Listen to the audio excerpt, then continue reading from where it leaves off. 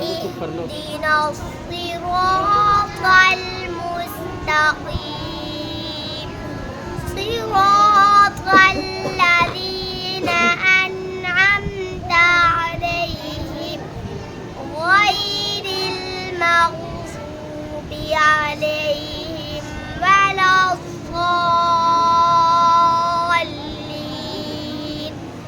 بسم الله الرحمن الرحيم. قل أعوذ برب الناس ملك الناس إله الناس من شر الوسواس الخناس